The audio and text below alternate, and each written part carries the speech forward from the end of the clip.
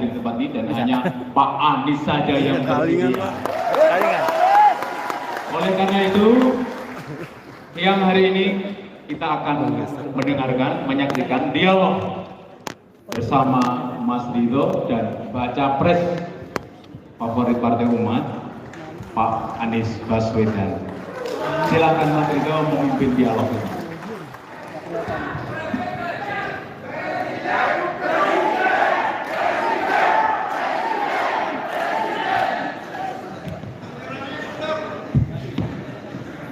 Bismillahirrahmanirrahim. Assalamualaikum warahmatullahi wabarakatuh. Alhamdulillahirabbil alamin wassalatu wassalamu ala asrofil anbiya'i wal mursalin wa ala alihi washabbihi ajmain. Amma ba'du. Pak Amin, Ketua Majelis Syuro, Ustaz Sambo, dan segenap jajaran, kawan-kawan DPP, sahabat-sahabat semua. Ini mungkin saya karena mempersingkat waktu, jadi saya percepat saja muka timahnya. Dan tentunya tamu kita salah satu balon bakal calon presiden yang terkuat diaspirasi oleh sahabat-sahabat Partai Umat, Pak Anies Baswedan. Selamat datang Pak Anies. Sedikit saya mengawali. Jadi 10 tahun yang lalu, saya ceritakan ketika ketemu beliau, itu saya menjemput beliau dari rumah beliau di Jalan Kaliurang. Waktu itu Pak Anies adalah Rektor Universitas Paramadina. Saya undang, saya sebagai dosen, kita undang ke kampus Jalan Kaliurang KM 13 Universitas Islam Indonesia untuk memberikan kuliah umum. Dalam suasana yang sedikit mirip, tamunya sekitar 1000 juga. Waktu itu Pak Anies mengawal program Indonesia Mengajar. Nah, siapa yang tahu kemudian 10 tahun berikutnya dalam suasana yang artinya dalam jumlah manusia yang sama, itu kita bertemu lagi, tapi sekarang Pak Anies bukan sebagai rektor, tapi sebagai aspirasi yang kuat bakal calon Presiden Republik Indonesia 2024. Ini 14 Februari 2023. Satu tahun lagi 14 Februari 2024 Presiden adalah hari pencoblosan. Juga kita ini tidak tahu Pak, pesan yang saya sampaikan adalah tadi 10 tahun berikutnya kita tidak tahu apa yang terjadi. Kita bertemu di ruang ini lagi. Mungkin 1 tahun lagi. Nah, insya Allah di hari pencoblosan 14 Februari 2024 nanti nama Pak Anies nanti akan terpilih menjadi Presiden Republik Indonesia 2024. Segala yang baik-baik untuk negeri ini selalu kita doakan, selalu kita amini. Pak Anies, mungkin kita tidak perlu semua untuk memperkenalkan Pak Anies, semua sudah kenal. Yang ingin saya manfaatkan mungkin 3-5 menit ke depan adalah memperkenalkan pejuang-pejuang Partai Umat di sini. Jadi presidensial threshold 20% itu kalau kita analogikan seperti tiket bus yang naik bus beserta busnya, armadanya. Artinya untuk menuju istana sana butuh tiket bus tersebut dan juga butuh kendaraannya yang akan mengantar ke istana. Tapi kita perlu tahu bahwa bus-bus untuk mengantar ke istana tersebut itu terakhir dihidupkan mesinnya adalah 2019.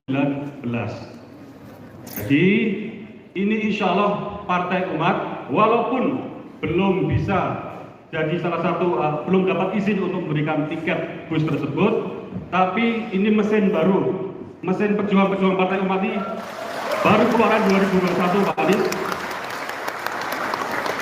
Kira-kira kalau bus itu keluaran 2021, kemudian ini saya sampaikan insya Allah mesin-mesin ini sudah panas karena tahun 2021. Tahun 2021, bagaimana kita lihat kilas balik tadi, kita dihadapkan dengan situasi pandemi dan 2,5 bulan saja untuk mendaftar menjadi peserta, mendaftar menjadi badan hukum partai. Kemudian dihadapkan dengan waktu yang juga pendek dan situasi yang bahkan sulit kita dijegal untuk menjadi peserta pemilu. Jadi mesin ini tidak hanya panas ya, ini siap berjuang. Jadi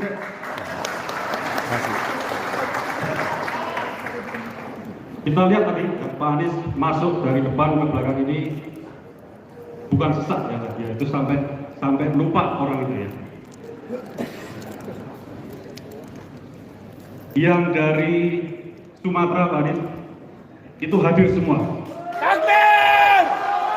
Yang dari Jawa hadir semua. Yang dari Kalimantan hadir semua. Sulawesi, dari Papua, mereka berbondong-bondong naik darat, naik bis. Ya. Kalau naik pesawat biasa, ya. Ini naik bis dari Maluku sana. Itu 40 orang naik kapal dari Papua sana,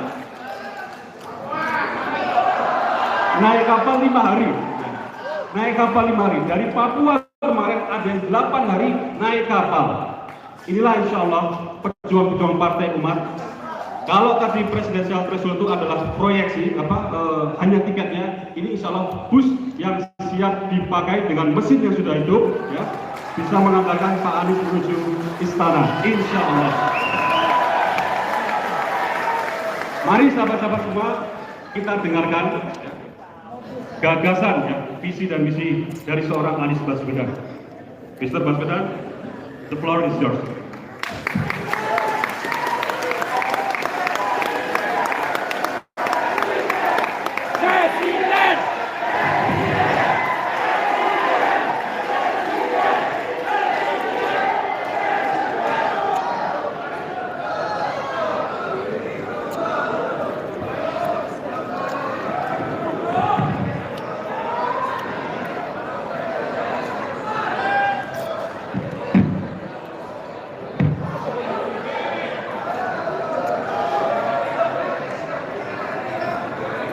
Yang saya hormati Ketua Majelis Syuro Bapak Profesor Dr. Amin Rais, semoga beliau selalu diberikan kesehatan, dan dimudahkan dalam seluruh perjuangan dakwahnya. Seluruh jajaran Majelis Syuro yang saya hormati, para ketua-ketua dan pengurus lembaga tinggi Partai Umat, yang saya banggakan Ketua Umum DPP Partai Umat Dr. Ridho Rahmadi, dengan seluruh pengurusnya, seluruh pengurus. Kemudian saya hormati juga Permata Umat dan Garda Umat, para kader, para simpatisan dan tokoh-tokoh yang hadir di sini. Ada Ustaz Sambo, Pak Chandra Wijaya, Bapak Eskakban, Pak Sabri Saiman, Ibu Ustazah Nurbiati, dan semuanya saja yang tidak disebut nama satu persatu. Assalamualaikum warahmatullahi wabarakatuh.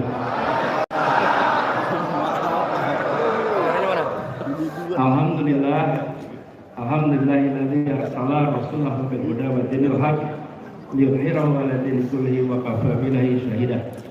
Asyhadu an la ilaha illallah wa asyhadu anna Muhammadan abduhu wa rasuluh. Allahumma shalli ala sayyidina Muhammad wa ala alihi wa ashabihi ajma'in. Amma ba'du.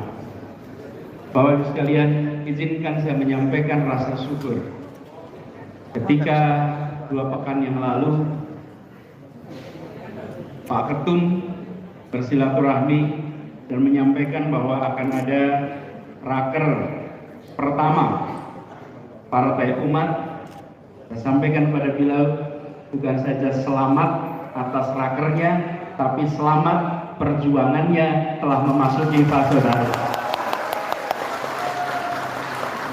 Dan tadi ceritakan perjumpaan 10 tahun lalu, Pak Amin, beliau ini kami ini berteman lintas generasi.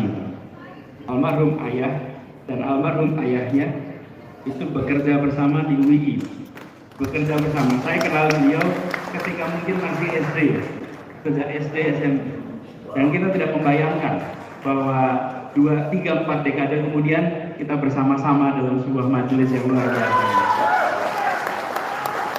Dan saya bersyukur, tentu kita sampaikan selamat setelah melalui perjuangan panjang dari mulai pendiriannya dengan segala macam tantangannya. Akhirnya Partai Umat lolos menjadi peserta pemilu 2020. Dan kok ya kebetulan tahun 24 nomornya 24. Itu Allah punya rencana sendiri. Jadi selamat.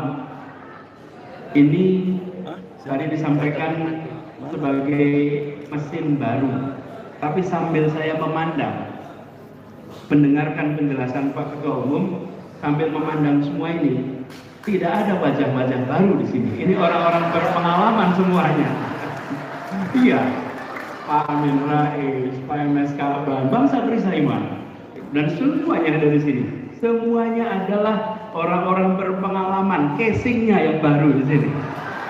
Ya, tapi semuanya punya rekam jejak perjuangan, bukan datang tanpa rekam jejak. Dan itu yang kita ingin tawarkan ke depan. Tapi sekalian, banyak dari kita bicara tentang masa depan, menyampaikan gagasan, menyampaikan visi dan misi. Itu baik, itu perlu, supaya kita tahu apa yang direncanakan untuk masa depan Republik ini. Tetapi misi, visi sehebat apapun, dia tidak kredibel bila tidak ditopang dengan rekam jejak perjuangan yang ada. Karena apa yang disampaikan sebagai visi, misi ini adalah imajinasi. Imajinasi tentang masa depan, apa yang mau dikerjakan besok. Tapi itu hanya bisa dilaksanakan bila kita melihat siapa yang bersiap menyelenggarakannya. Siapa yang membawa rekam jejak yang bisa membuktikan bahwa rencana itu bisa dilaksanakan. Misi itu bisa dilaksanakan. Visi itu insya Allah bisa jadi kenyataan. Karena itu ketika di sini berkumpul bersama dengan sebuah misi yang cukup tegas, menegakkan, melawan kezaliman dan menegakkan keadilan, maka ini bukan sekedar misi, tapi ini ditopang oleh orang-orang yang membawa rekam jejak perjuangan selama ini. Jadi kalau mengatakan akan melakukan A, tapi yang mau melakukan tidak memiliki rekam jejak untuk mengerjakannya, bagaimana kita bisa menyatakan ini kredibel? Karena itulah yang perlu didorong adalah justru menjelaskan bahwa yang membawa misi ini, yang mengemban misi ini adalah mereka-mereka yang memiliki rekam jejak yang kredibel. Dan ini sesungguhnya yang perlu didorong sekarang. Banyak di antara kita hanya membandingkan rencana. Rencana bisa dibuat seindah mungkin, tapi rencana itu adalah imajinasi. Itu adalah khayalan soal masa depan. Tetapi rekam jejak bukan khayalan. Rekam jejak adalah kenyataan. Itu yang berbeda. Nah, kita berharap sekali bahwa Partai Umat nantinya bisa menjadi salah satu penjaga utama di dalam menuntaskan semua agenda yang 25 tahun lalu dicanangkan dalam gerakan reformasi, di mana Bapak Amin Rais menjadi bapak reformasi pada masa itu. Persis 25 tahun kemudian, tahun ini kita memasuki sebuah fase di mana demokratisasi dan 5 agenda reformasi yang diungkap di tahun 98 harus dikalibrasi hari ini. Dikalibrasi itu dipastikan masih searah dengan titik awal keberangkatan perjalanan ini. Bila perjalanan ini menuju kepada sebuah tujuan, maka setelah berjalan 25 tahun dievaluasi ulang. Apakah rute yang ditempuh selama ini adalah rute yang direncanakan 25 tahun yang akan datang. Dan saya yakin insya Allah Partai Umat akan bisa mengawal agenda itu. Dan ini juga yang sesungguhnya menjadi gagasan utama yang dibawa selama ini. Kami mendapatkan amanat untuk bertugas di Jakarta 5 tahun terakhir. Dan ketika bertugas di Jakarta, maka agenda utama yang dibawa adalah bagaimana negara bisa menghadirkan keadilan sosial bagi seluruh rakyat Indonesia. Begitu hadir keadilan sosial, dari situ turunannya banyak. Dari keadilan itu kita akan bisa merasakan persatuan. Mengapa muncul persatuan? Karena ada perasaan kebersamaan di mana rasa keadilan itu muncul. Ini bukan sebuah statement yang hanya dimunculkan dalam retorik, ini dimunculkan di dalam proses teknokrasi, proses menjalankan pemerintahan. Semua aspek dicocokkan dengan satu kalimat, keadilan sosial. Satu kalimat itu saja dicocokkan, dan begitu itu diterjemahkan, apa yang terjadi? Yang terjadi kemudian terjadi perubahan-perubahan untuk bisa menjawab kebutuhan keadilan sosial. Ini yang hari ini kita butuhkan. Ketika kita bicara pertumbuhan perekonomian misalnya, maka kita bicara pertumbuhan perekonomian yang berkualitas. Berkualitas itu ditandai dengan apa? Ditandai dengan adanya jangkauan pada semua. Semakin merata, maka semakin berkualitas. Semakin tidak merata, semakin tidak berkualitas. Kita bukan membutuhkan angkanya, tapi kita membutuhkan kenyataan pemerataannya. Dan ini yang harus menjadi agenda ke depan. Kalimat itu nampaknya sederhana, tapi bila itu berhenti di dalam pidato, berhenti di dalam upacara, maka masyarakat tidak akan merasakan buahnya demokrasi. Tapi bila itu diwujudkan di dalam proses teknokrasi, proses pemerintahan, maka rakyat akan merasakan terjadi perubahan lewat demokrasi. Ini yang harus kita bawa ke depan. Dan kita menyaksikan bahwa perjalanan selama beberapa dekade ini, arah dari kebijakan kita seringkali tidak menempatkan prinsip keadilan sosial sebagai prinsip prioritas di dalam pengambilan keputusan. Di sektor apapun, kalau kita perhatikan, keadilan sosial tidak menjadi prioritas utama. Dia diungkapkan, dia dikatakan, tapi dia tidak dijadikan praktek keseharian. Ini yang sudah harus menjadi agenda ke depan. Jadi, membaca moto Partai Umat, saya menyaksikan insya Allah perjuangan dari mereka-mereka yang punya rekam jejak ini akan mempercepat hadirnya keadilan di Indonesia. Dan ini juga yang kemudian menjadi PR bagi semuanya, bahwa kita ingin ada kesetaraan kesempatan, kesetaraan di muka hukum, memastikan bahwa di Republik ini semua setara. Itulah sebabnya kita berharap sekali perjuangan ini akan bisa direspon oleh masyarakat. Kami yakin kalau melihat suasana yang ada sekarang di luar, suasana di luar adalah suasana yang menginginkan perubahan untuk hadirnya keadilan. Ini suasananya. Tapi suasana ini harus direspon dengan benar, direspon dengan baik, supaya kita bisa mengawal agenda itu menjadi kenyataan. Tantangan tidak kecil, tapi kita tidak boleh cengeng. Kita tidak boleh berharap tidak ada tantangan. Di dalam sejarah perjuangan selalu ada tantangan. Tidak ada perjuangan yang tanpa tantangan. Akan selalu ada. Justru penting sekali dari kita dari awal menyadari ketika perjalanan itu mendaki, maka dia akan membutuhkan energi yang ekstra. Ketika jalanan itu berliku, maka kita tahu akan banyak rintangan di tengahnya. Tapi kalau kita mau pilih jalan yang nyaman, jalan yang menghemat energi, pilih jalan turun dan mendatar. Tapi jalan turun dan mendatar tidak mengantarkan kemana-mana. Perjalanan mendaki itu mengantarkan kepada puncak-puncak baru keberhasilan semuanya. Jadi kalau di Partai Umat ini banyak tantangannya, artinya sedang jalan mendaki. Kalau jalannya itu menurun, itu santai, nggak ada tantangan. Kalau santai, ringan gitu, ini berarti jalan lagi turun. Jalan turun itu tidak kemana-mana. Tapi kalau lagi mendaki, yakinlah, walaupun gelap, ini akan sampai kepada puncak-puncak baru. Baik sekalian yang saya hormati, kita berharap hadirnya Partai Umat juga menjawab tantangan-tantangan perubahan ke depan. Ketika kita memperhatikan tantangan ke depan, maka umat, Partai Umat yang membawa nama umat, kita harus menjawab perubahan zaman. Umat Islam bukan saja menjawab tantangan yang dihadapi oleh umat Islam, tapi harus bisa menjawab dan memberikan jawaban atas tantangan yang dihadapi umat manusia. Umat Islam harus menawarkan jawaban bagi tantangan yang dihadapi oleh umat manusia. Kebanyakan kita menghabiskan energi hanya memikirkan bagaimana menjawab tantangan umat. Itu penting dan tidak dilupakan.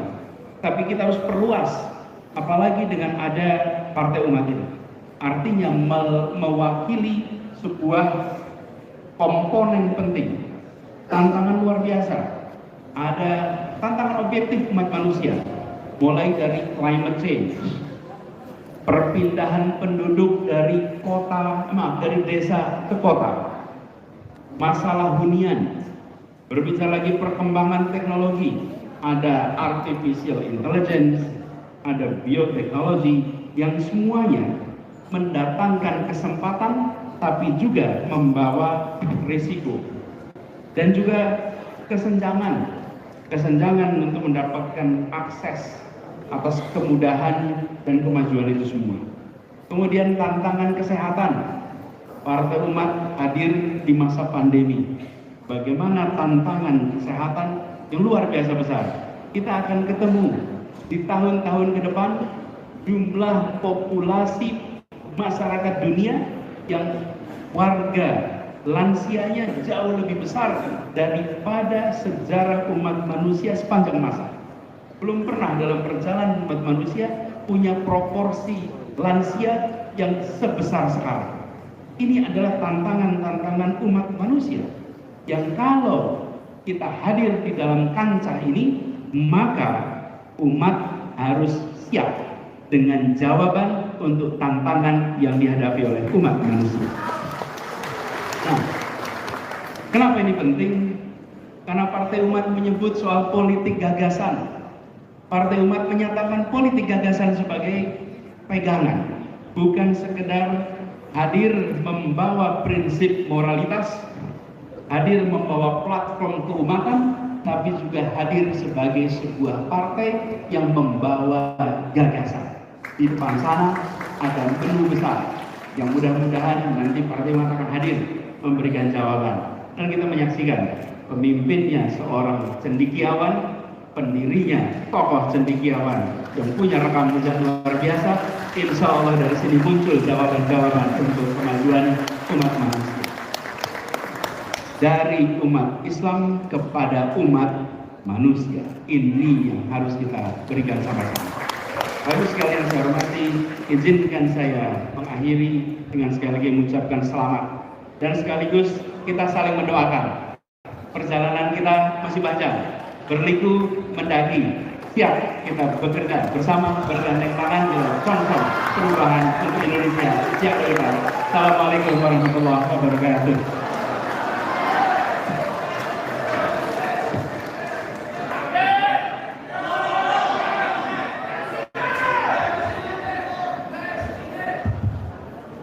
Terima kasih Pak Anies Baswedan, tadi sudah memaparkan pandangan dan gagasannya secara umum, dan beliau juga mengatakan bahwa agenda reformasi yang sudah kita mulai 25 tahun yang lalu itu perlu dilanjutkan.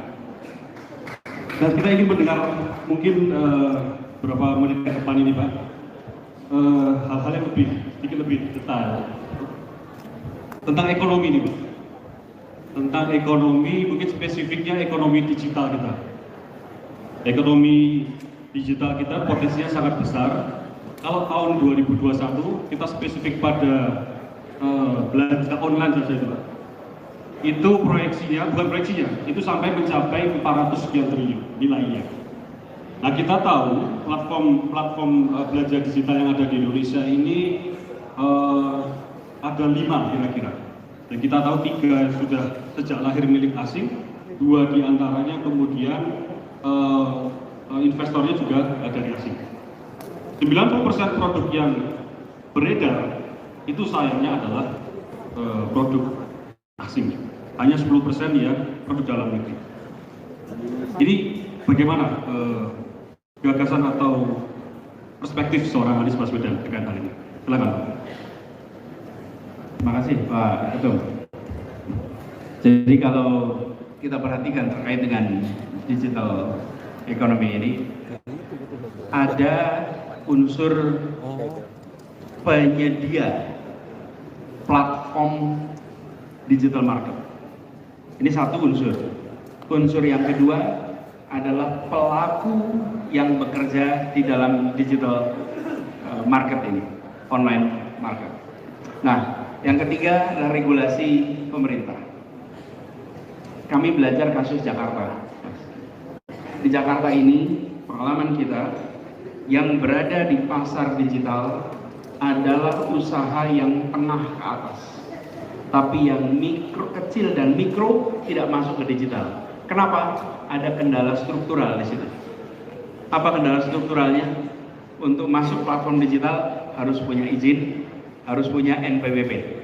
Begitu banyak yang punya usaha di Jakarta tidak punya izin, tidak punya NPWP. Kenapa tidak punya? Ketika diusut lebih jauh, karena izin hanya keluar kalau zonanya benar. Lah, mayoritas ibu-ibu ini berusaha mikro dan industri rumah tangga itu di rumahan yang tidak masuk dalam zona ekonomi, zona yang boleh berkegiatan. Apa yang terjadi? Ya mereka tidak akan pernah keluar izinnya. Kenapa? Di zona yang tidak tepat. Jadi ada restriksi itu. Apa yang kami lakukan? Sekarang di Jakarta semua zona boleh untuk melakukan kegiatan perekonomian. Mendadak semua bisa ikut. Ada kecualinya. Kecualinya zona hijau. Zona hijau itu artinya untuk pertamanan ruang terbuka. Yang lainnya bisa. Dengan begitu langsung bisa masuk. Kedua, dibagikan itu yang namanya perizinan. Dibagikan sehingga mereka masuk. Apa yang terjadi sekarang ini Mas di Jakarta? Angkanya cukup besar. Per hari delivery per hari 14,5 juta delivery per hari. Dari mana? Dari segala macam pelaku mikro. Jadi yang secara jumlah fantastis. Jadi kita harus secara serius melihat apa yang menyebabkan ini bertumbangan kita tidak bisa masuk. Itu satu aspek dari sisi pelaku. Yang kedua, kita sudah harus memilah mana produk-produk yang Indonesia sudah menghasilkan sehingga tidak perlu kita berada dalam posisi sebagai importer.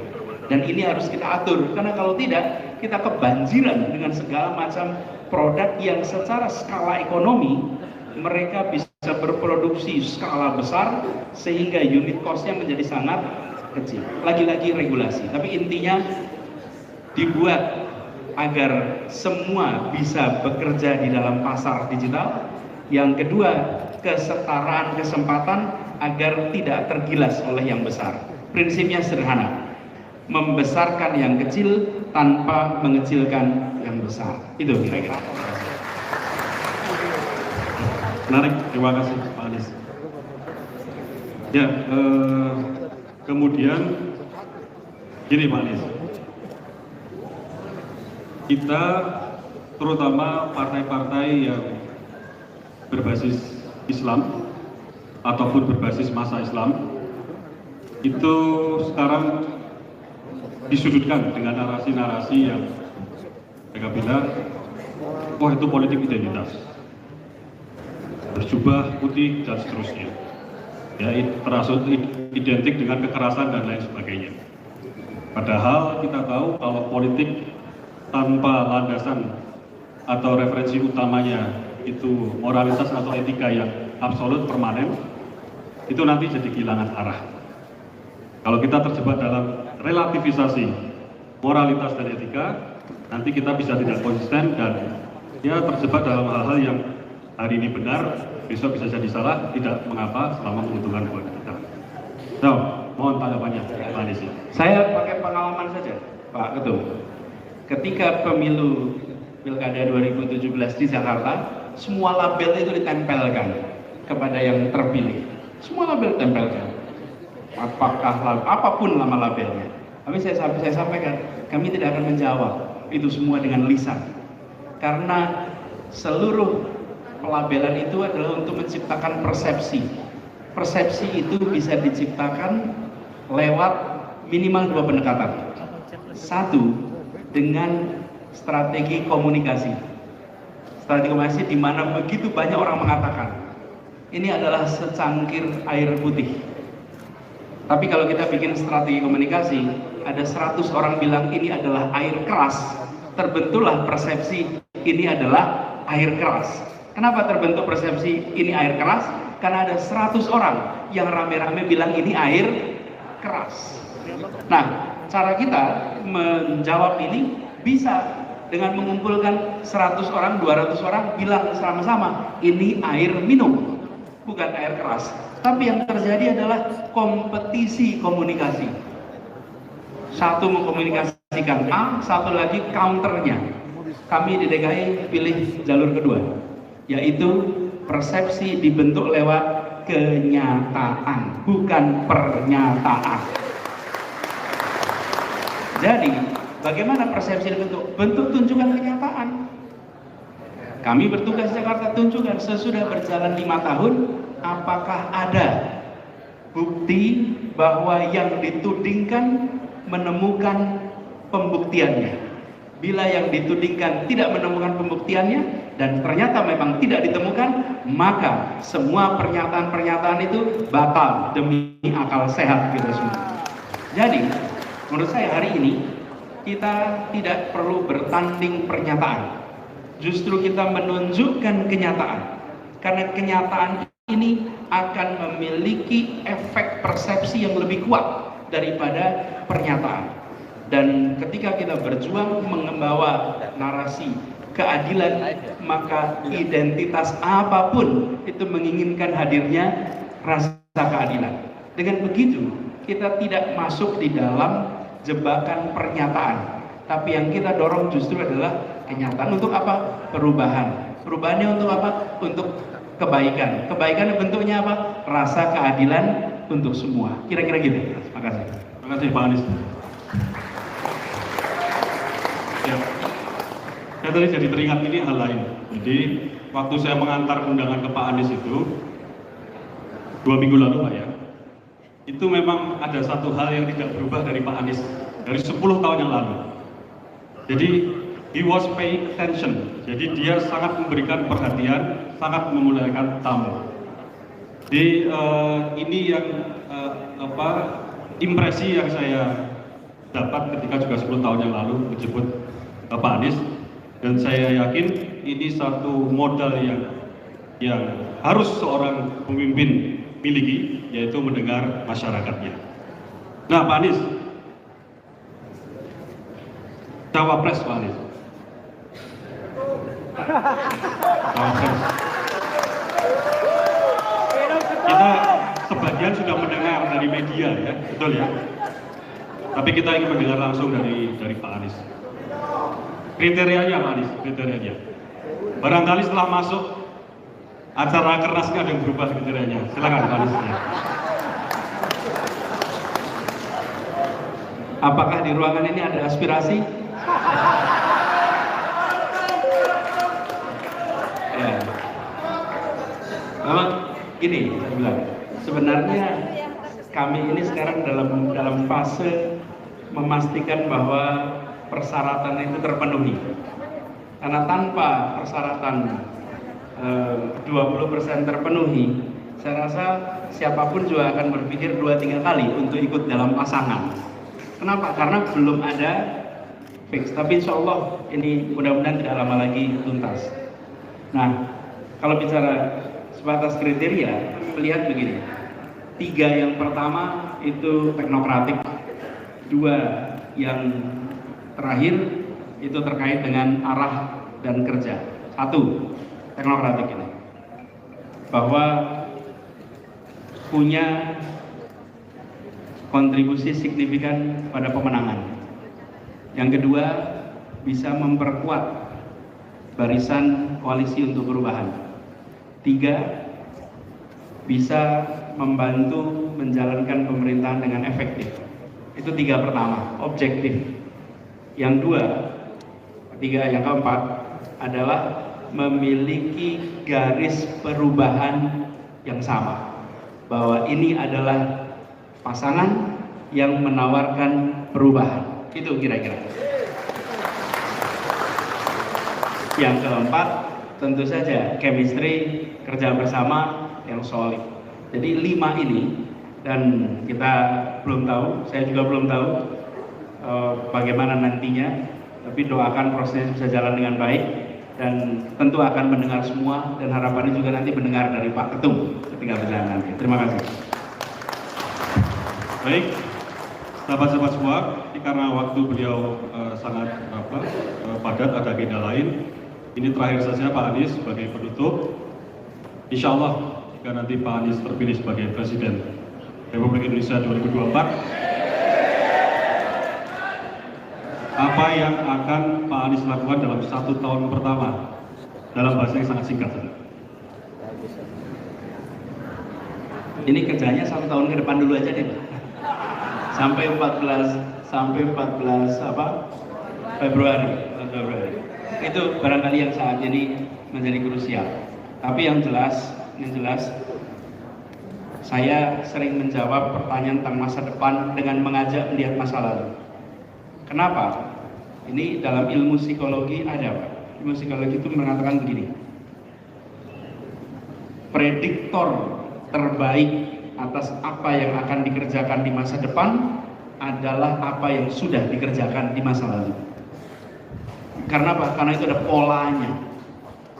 Bila di masa lalu mengerjakan, misalnya bersikap konsisten, maka besok juga akan bersikap konsisten. Bila di masa lalu mengerjakan programnya A, B, C, D, ke depan juga begitu. Karena itu Mbak Ketum, ke depan kami akan memprioritaskan agar agenda keadilan itu muncul dalam semua yang menjadi aktivitas teknokrasi pemerintahan. Itu paling awal. Karena harus diturunkan, kalau tidak akan jadi marah. Dan di Jakarta itu diwujudkan. Jadi ketika kita tadi bicara UMKM, pertanyaan, UMKM bagaimana bisa adil semua tumbuh? Dibuat terobosan-terobosan. Insya Allah itu nanti akan dilakukan. Terima kasih. Terima kasih Pak Anies Baswedan. Sekali lagi beri aplaus.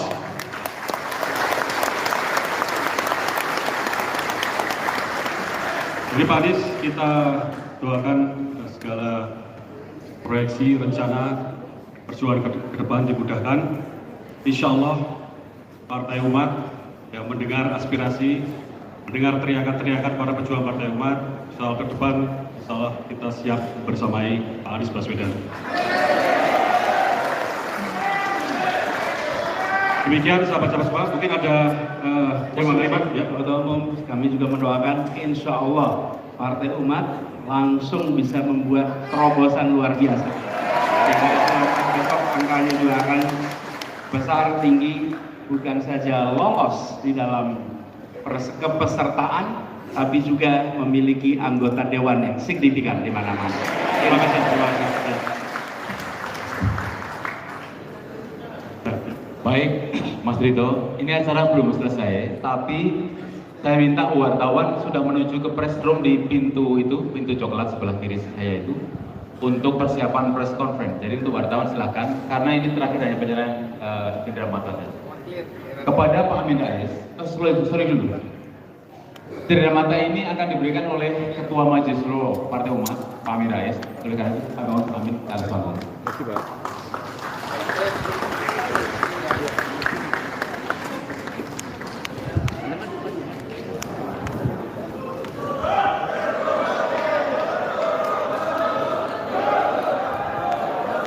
Duduk, yang depan duduk, yang mata duduk.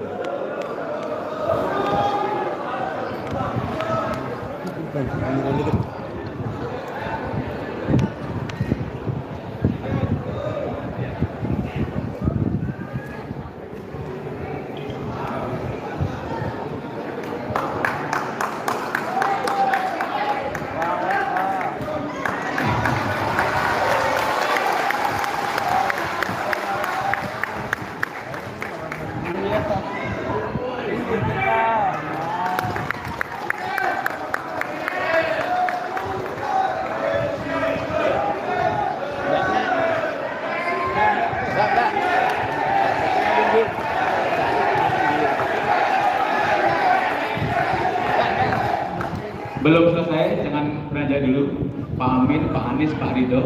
Silakan menghadap saya, Pak. Pak Anies.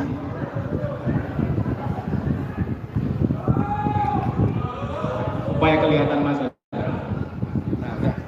Nah, menghadap saya. Akan kita foto supaya masa kelihatan. Masa pada umat untuk Pak Anies kelihatan.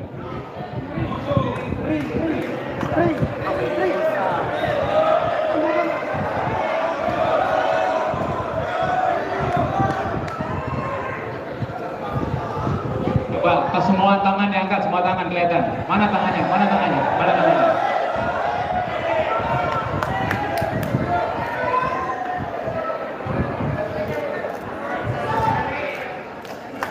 Belum selesai, selfie-nya yang belum. Sebentar.